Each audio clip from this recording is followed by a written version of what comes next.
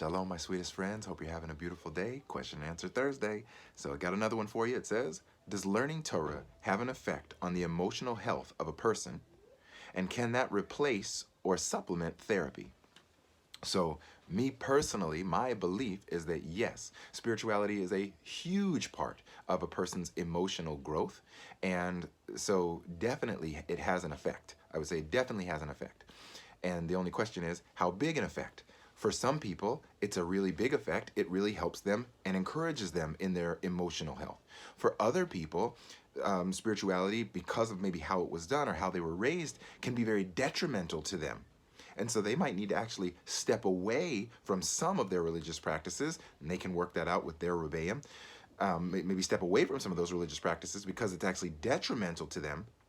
And as they continue to heal in their own therapeutic journey, then they will come back to their religious and or spiritual practice in a way that is actually very healthy and not from a hurtful place. So in essence, it's like, if a person was raised in a very difficult spiritual environment, then it's almost like there's the spirituality that's just beautiful and pure. Then there's the kind of junk that was put on top, or the damage or the trauma that was put on top of that. And then there's like more Torah being put on top of that, or more spirituality being put on top of that. And that, I think, can just be very damaging for people. Whereas if you kind of try and maybe give a little bit of space from that spirituality, or for the Torah, whatever it might be for that person. And again, I think it's important for people to work with their rebbeim, and especially rebbeim who are very understanding and understand mental health and understand the limits of halacha, so they can actually give real clear guidance on what they can, what they can't, discontinue for a little while they're in their healing process. Excuse me. And so that's the first thing I would say. So yes, it can be beneficial, but it can also be detrimental, and sometimes there might need a break. The second thing I would say is that it can definitely be a supplement, and not even a supplement. It can actually, I would say, continue the emotional healing process.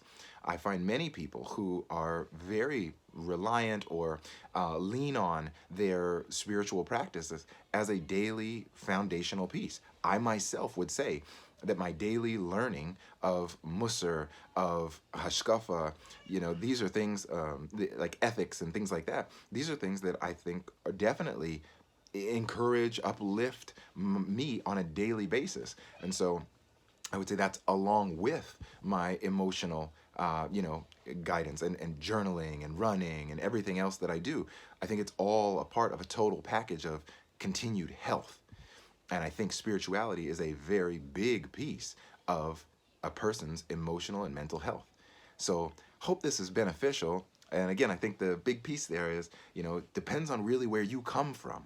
Are you coming from a place where spirituality was something that was really nourishing and great? You're probably going to lean into that a lot, such as myself.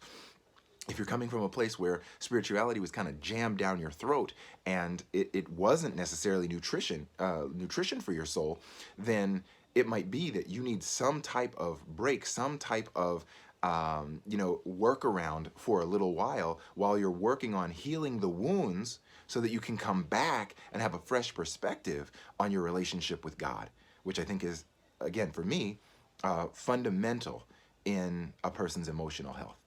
So hope this is beneficial. Hoping you have a beautiful day. Take care of yourselves and take care of others.